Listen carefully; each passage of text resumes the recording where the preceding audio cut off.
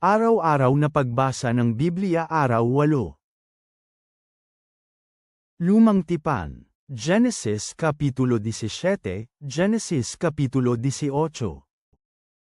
Nang 99 na taong gulang na si Abram, nagpakita si Yahweh sa kanya at sinabing, "Ako ang Diyos na makapangyarihan. Lumakad ka sa akin at mamuhay ka ng matuwid. Pagkatapos pagtitibayin ko ang aking tipan sa pagitan natin, at lubos kitang pararamihin." Nagpatira pa si Abram na nakasayad ang mukha sa lupa at nang usap ang Diyos sa kanya, sinabing, "Para sa akin, masdan mo, ang aking tipan ay sumasa iyo. Ikaw ay magiging ama ng napakamaraming bansa. Ang pangalan mo ay magiging Abraham, at hindi na Abram, dahil itinalaga kita na maging ama ng napakamaraming bansa. Pamumungahin kita ng lubos, at magmumula sa iyo ang maraming bansa, at ang mga magiging hari ay magmumula rin sa iyo. Magtatatag ako ng tipan sa pagitan natin at sa iyong mga magiging kaapo-apuhan, hanggang sa kanilang buong salinlahi, para sa isang walang hanggang tipan, na ako ang magiging Diyos mo at ng mga susunod mong mga kaapo-apuhan. Ibibigay ko sa iyo at sa mga susunod mong kaapo-apuhan, ang lupain kung saan ka naninirahan, lahat ng lupain sa Canaan, para sa walang hanggang pag-aari at ako ang magiging Diyos nila." Pagkatapos sinabi ng Diyos kay Abraham, "Para sa iyo, dapat mong ingatan ang aking tipan, ikaw at ang susunod mong kaapo-apuhan hanggang sa kanilang buong salinlahi. Ito ang aking tipan sa pagitan ko at sa pagitan mo at sa susunod mong mga kaapo-apuhan na dapat mong ingatan, lahat ng lalaki sa inyo ay dapat matuli. Dapat kayong matuli sa laman ng iyong balat, at ito ang magiging palatandaan ng tipan sa pagitan ko at pagitan mo. Bawat lalaki sa inyo ay dapat na matuli pagsapit ng 8 araw na gulang, maging sa mga susunod ninyong salinlahi. Kasama rito ang mga ipinanganak sa iyong sambahayan, pati na ang nabili ng salapi mula sa mga dayuhan na hindi kasama sa iyong mga kaapo-apuhan. Siya na ipinanganak sa iyong sambahayan, at nabili ng iyong salapi ay dapat matuli. Sa gayon ang aking tipan ay mapapasa iyong laman para sa walang hanggang tipan. Sino man sa mga hindi tuli ang hindi tinuli sa laman ng kanyang balat ay ihihiwalay mula sa kanyang sambayahan. Sinira niya ang aking tipan." Sinabi ng Diyos kay Abraham, "Tungkol naman kay Sarai na iyong asawa, hindi na Sarai ang itatawag mo sa kanya. Sa halip, Sara ang kanyang magiging pangalan. Pagpapalain ko siya at bibigyan kita ng anak na lalaki sa pamamagitan niya. Pagpapalain ko siya, at siya ang magiging ina ng mga bansa. Ang mga hari ng mga tao ay magmumula sa kanya." Pagkatapos nagpatira pa si Abraham na nakasayad ang mukha, at tumawa, at sinabi sa kanyang puso, "Maaari bang magkaanak ang isang taong 100 taong gulang na? At magkakaanak pa ba si Sara, gayong 70 taong gulang na siya?" Sinabi pa ni Abraham sa Diyos, "Nawa mabuhay si Ismael sa iyong harapan." Sinabi ng Diyos, "Hindi, si Sara na iyong asawa ay magdadalang tao ng anak na lalaki, at pangalanan mo siyang Isaac. Magtatatag ako ng tipan sa kanya, bilang walang hanggang tipan sa mga susunod niyang mga magiging kaapo-apuhan. Tungkol naman kay Ismael, narinig kita. Pagmasdan mo, pinagpapala ko siya ngayon at pamumungahin ko siya, at pararamihin ko siya ng masagana. Siya ay magiging ama ng 12 mga pinuno ng mga lipi, at gagawin ko siyang isang malaking bansa. Pero itatatag ko ang aking tipan kay Isaac, na siyang isisilang ni Sara sa ganitong oras sa susunod na taon." Nang siya ay tapos ng makipag-usap sa kanya, umakyat ang Diyos mula kay Abraham.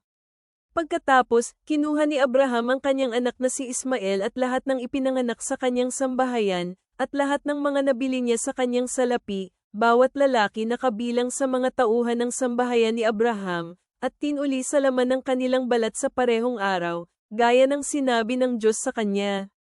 Natuli si Abraham sa laman ng kanyang balat nang siya ay 99 na taong gulang.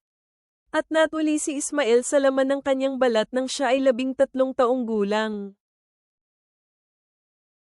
Sa magkaparehong araw, parehong natuli si Abraham at si Ismael na kanyang anak. Lahat ng lalaki sa kanyang sambahayan ay natuli rin kasama niya, pati na ang mga ipinanganak sa sambahayan, at ang mga nabili ng salapi mula sa dayuhan. Habang nakaupo siya sa pintuan ng tolda sa kainaitan ng araw, nagpakita si Yahweh kay Abraham sa mga kakahuyan ni Mamre. Tumingala siya at naroon, nakita niya ang tatlong lalaki na nakatayo sa harap niya. Nang makita sila ni Abraham, tumakbo siya mula sa pintuan ng tolda, para salubungin sila at yumukod siya sa lupa. Sinabi niya, Panginoon, kung nakasumpong ako ng biyaya sa iyong paningin, huwag kang umalis at iwan ang iyong lingkod. Hayaan ninyong may dala ang kaunting tubig, mahugasan ang inyong mga paa, at makapagpahinga kayo sa ilalim ng punong kahoy. Hayaan ninyong dalhan ko kayo ng kaunting pagkain, at nang manumbalik ang inyong lakas. Pagkatapos maaari na kayong tumuloy sa pupuntahan ninyo dahil naparito na kayo sa inyong lingkod. Sinabi nila, gawin mo ang sinabi mo. Pagkatapos dali-daling pumunta si Abraham sa tolda ni Sarah at sinabi, bilasan mo, magdala ka ng 3 takal ng harina, masahin mo ito, at gawing tinapay. Pagkatapos tumakbo si Abraham sa kawan, kumuha siya ng gayang mainam at maayos at ibinigay ito sa lingkod, at nagmadali siyang ihanda ito. Kumuha siya ng mantikilya at gatas, at ang guya na naihanda at nilagay ang pagkain sa harap nila. At tumayo siya sa ilalim ng puno habang sila ay kumakain. Sinabi nila sa kanya, nasaan ang iyong asawa na si Sarah? Sumagot siya, naroon sa loob ng tolda. Sinabi niya, makatitiyak ka na babalik ako sa iyo sa tagsibol at makikita mo, magkakaroon ng anak na lalaki ang iyong asawa na si Sarah. Nakikinig si Sarah sa pintuan ng tolda na nasa likod ni Abraham. Ngayon matanda na nga sina Abraham at Sarah, talagang napakatanda na at nalampasan na ni Sarah ang edad kung saan hindi na maaaring magkaanak pa ang isang babae. Kaya tinawanan ni Sarah ang kanyang sarili at sinabing, ngayong matanda na ako, magkakaroon pa ba ako ng kasiyahan, gayong ang Panginoon ko ay matanda na rin? Sinabi ni Yahweh kay Abraham, bakit tumawa si Sarah at sinabing, magkakaanak pa ba't alaga ako gayong matanda na ako? Mayroon bang mahirap para kay Yahweh? Pagsapit ng itinakda kong panahon, sa tagsibol, babalik ako sa iyo. Sa ganitong oras sa susunod na taon, si Sarah ay magkakaroon ng anak na lalaki. Pagkatapos, itinanggi ni Sarah ito at sinabing, hindi ako tumawa, dahil siya ay natakot. Sumagot si Yahweh, hindi, tumawa ka. Pagkatapos tumayo ang mga lalaki para umalis at tumingin pababa patungong Sedoma. Sumama si Abraham sa kanila para ihatid sila sa pagpapatuloy ng kanilang paglalakbay. Pero sinabi ni Yahweh, dapat ko bang itago kay Abraham ang gagawin ko, gayong tiyak na magiging dakila at makapangyarihang bansa si Abraham, at pagpapalain ang lahat ng bansa sa daigdig sa pamamagitan niya? Dahil pinili ko siya para maturuan ang kanyang mga anak pati na ang sambahayan na susunod sa kanya na mapanatili ang kaparaanan ni Yahweh, na gumawa ng matuwid at makatarungan, nang sa gayon maibibigay ni Yahweh kay Abraham ang sinabi niya sa kanya. Pagkatapos sinabi ni Yahweh, dahil napakarami ng paratang laban sa Sedoma at Gomora, at napakalubhana ng kanilang kasalanan. Bababa ako ngayon doon at titingnan ko kung kasing sama sila gaya ng paratang sa kanila na sinabi sa akin. Kung hindi man, malalaman ko. Pagkatapos ang mga lalaki ay umalis mula roon at pumunta patungo sa Sedoma, pero nanatiling nakatayo si Abraham sa harapan ni Yahweh. Pagtapos lumapit si Abraham at sinabi, lilipulin mo ba ang matuwid kasama ang makasalanan? Marahil mayroong 50 matuwid sa loob ng lungsod. Lilipulin niyo ba ito at hindi ililigtas ang lugar alang-alang sa kapakanan ng 50 matuwid na naroon? Malayong gawin mo ang mga bagay na ito, napatayin ang mga matuwid kasama ang makasalanan, at ituring ang mga matuwid gaya ng mga makasalanan. Malayong gawin mo ito. Hindi ba gagawin ng hukom ng buong mundo kung ano ang makatarungan? Sinabi ni Yahweh, kung may nakita kang 50 matuwid sa lungsod na iyon, ililigtas ko ang buong lugar para sa kanila. Sumagot si Abraham at sinabi, tingnan mo ang aking ginawa, nang ahas akong makipag-usap sa aking Panginoon, kahit na alikabok at abo lamang ako. Paano kung nabawasan ng 5 ang 50 matuwid? Wawasakin mo ba ang buong lungsod dahil nabawasan ng 5? At sinabi niya, hindi ko ito wawasakin kung may mahanap akong 45. Muli siyang nakipag-usap sa kanya at sinabing, paano kung 40 ang makita roon? Sumagot siya, alang-alang sa 40, hindi ko ito gagawin. Sinabi niya, pakiusap, huwag kayong magagalit Panginoon, para makapagsalita ako. Kung sakali na 30 ang mahanap doon, sinabi ng Diyos, hindi ko ito gagawin kung may mahanap akong 30 doon. Sinabi niya, tingnan mo, nang ahas akong makipag-usap sa aking Panginoon. Marahil 20 ang makita roon. Tumugon siya, hindi ko ito gagawin alang-alang sa 20. Sinabi niya, pakiusap, huwag kayong magalit, Panginoon, sasabihin ko ito sa huling pagkakataon. Marahil 10 ang makita roon. At sinabi niya, hindi ko ito wawasakin alang-alang sa 10 natira. Nagtungo na si Yahweh sa kanyang paroroonan matapos siyang makipag-usap kay Abraham, at bumalik na si Abraham sa kanyang tahanan. Bagong tipan. Matthew 6:25-34, Matthew 7:1-23. Ngayon sasabihin ko sa inyo, huwag kayong mabalisa sa inyong buhay, kung ano ang inyong kakainin o ang inyong iinumin, o tungkol sa inyong katawan, kung ano ang inyong isusuot. Sapagkat hindi ba mas higit ang buhay kaysa sa pagkain, at ang katawan kaysa sa mga damit? Ngayon sasabihin ko sa inyo, huwag kayong mabalisa sa inyong buhay, kung ano ang inyong kakainin o ang inyong iinumin, o tungkol sa inyong katawan, kung ano ang inyong isusuot. Sapagkat hindi ba mas higit ang buhay kaysa sa pagkain, at ang katawan kaysa sa mga damit? Tingnan ninyo ang mga ibon sa himpapawid. Hindi sila nagtatanim o nag-aani ni nag-iipon sa mga kamalig, ngunit pinapakain sila ng inyong Ama na nasa langit. Hindi ba higit kayong mahalaga kaysa sa kanila? At sino sa inyo ang kayang dagdagan ng isang siko ang haba ng kanyang buhay sa pamamagitan ng pagkabalisa? At bakit kayo nababalisa tungkol sa inyong kasuutan? Isipin ninyo ang mga liryo sa mga bukirin kung papaano sila tumubo.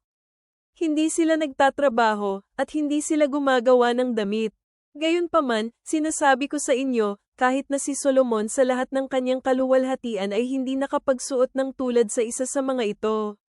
Kung ganoong dinadamitan ng Diyos ang mga damo sa bukirin, na nabubuhay ngayon at itatapon sa hurno kinabukasan, gaano pa kaya na kayo ay higit na kanyang dadamaitan, kayong may maliit na pananampalataya? Kaya huwag kayong mabalisa at sabihin, ano ang aming kakainin, o ano ang aming iinumin, o di kaya, ano ang isusuot naming mga damit. Sapagkat hinahanap ng mga gentil ang mga bagay na ito, at alam ng iyong makalangit na Ama na kailangan ninyo ang lahat ng mga ito. Sapagkat hanapin muna ninyo ang kanyang kaharian at ang kanyang katuwiran at ang lahat na ito ay maibibigay sa inyo. Kaya huwag kayong mabahala sa kinabukasan, sapagkat ang bukas ang mababahala sa kanyang sarili. Ang bawat araw ay may sapat na sariling kaguluhan. Huwag kayong humatol, at kayo ay hindi hahatulan. Sapagkat ang paghatol na iyong inihatol ay siyang ihahatol sa inyo. At ang panukat na inyong ginamit ay siya ring panukat na gagamitin sa inyo.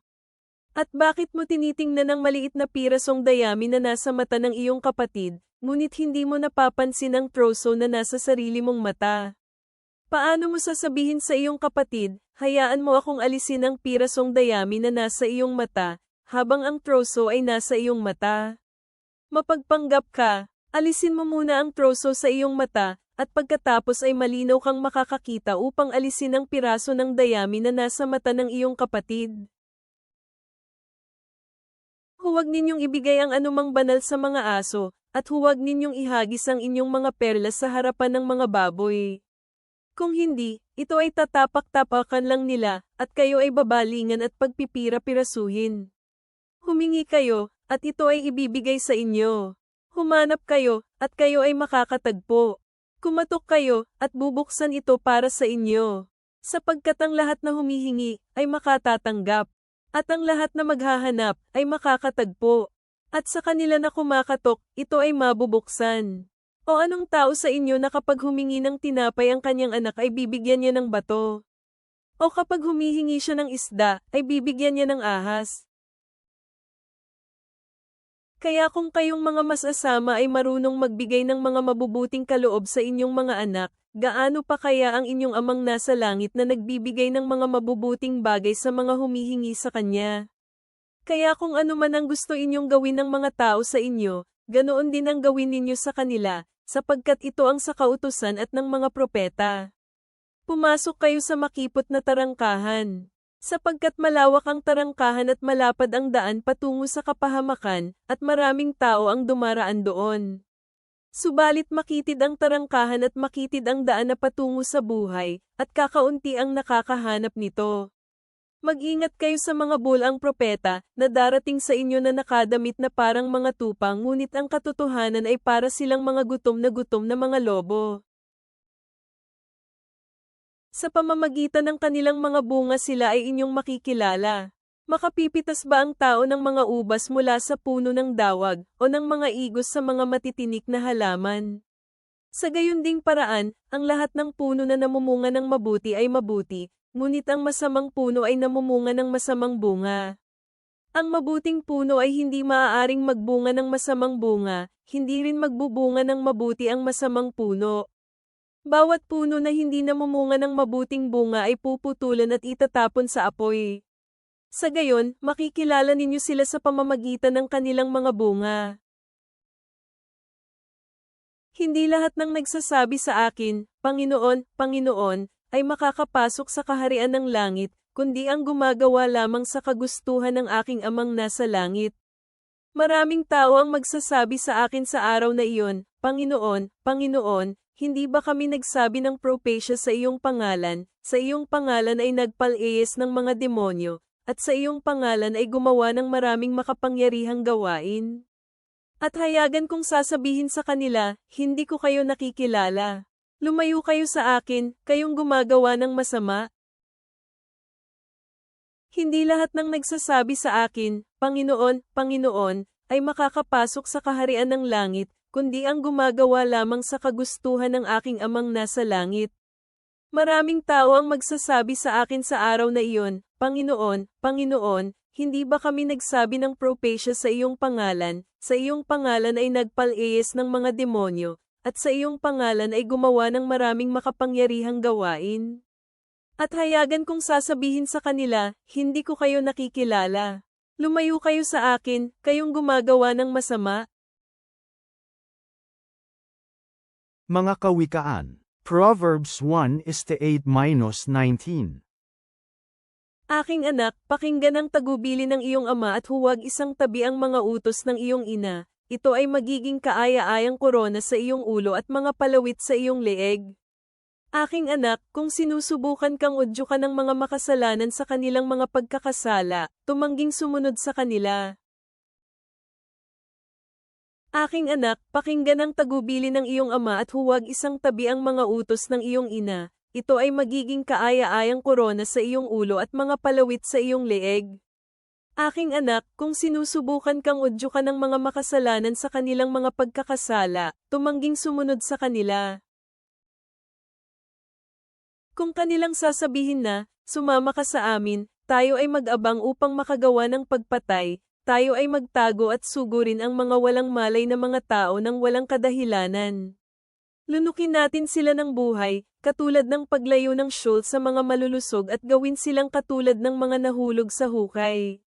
Dapat nating hanapin ang lahat ng klaseng mga mahahalagang bagay, pupunuin natin ang ating tahanan ng mga bagay na ating ninakaw sa iba, makipagsapalaran ka sa amin, tayo ay magkakaroon ng iisang lalagyanan. Aking anak, huwag kang maglalakad sa daanang iyon kasama nila, huwag mong hayaang dumampi ang iyong paa kung saan sila naglalakad. Ang kanilang mga paa ay tumatakbo sa kasamaan at sila ay nagmamadali para sa pagdanak ng dugo. Sapagkat walang saysay na ikalat ang lambat upang bamitag ng isang ibon habang nanunood ang ibon. Ang mga lalaking ito ay nag-aabang para patayin ang kanilang mga sarili, sila ay naglagay ng bitag para sa kanilang mga sarili. Ganoon din ang mga paraan ng lahat na nagtamo ng kay Amen sa pamamagitan ng hindi makatarungan, ang hindi makatuwirang pagtamo ay nag-aalis ng buhay sa mga kumakapit dito. Ang kanilang mga paa ay tumatakbo sa kasamaan at sila ay nagmamadali para sa pagdanak ng dugo. Sapagkat walang saysay na ikalat ang lambat upang bumitag ng isang ibon habang nanunood ang ibon. Ang mga lalaking ito ay nag-aabang para patayin ang kanilang mga sarili, sila ay naglagay ng bitag para sa kanilang mga sarili. Ganoon din ang mga paraan ng lahat na nagtamo ng kay Amen sa pamamagitan ng hindi makatarungan, ang hindi makatuwirang pagtamo ay nag-aalis ng buhay sa mga kumakapit dito. Ama sa langit, ikaw ang Diyos na tumutupad sa kanyang mga pangako at humahatol ng may perpektong katwiran. Kami ay namamangha sa iyong pasensya at sa iyong kahandaang makinig sa mga panalangin ng iyong bayan. Habang kami ay sumasaksi sa awtoridad ni Jesus sa sakit, mga demonyo, at sa kalikasan mismo, dagdagan ang aming pananampalataya sa kanyang kapangyarihan upang baguhin ang aming buhay. Tulungan mo kaming pumasok sa makipot na pintuan at maglakad sa mahirap na landas na patungo sa buhay, na iwanan ang malawak na daan na patungo sa kapahamakan. Sa pamamagitan ng awa ni Jesus, aming manunubos at hari, Amen.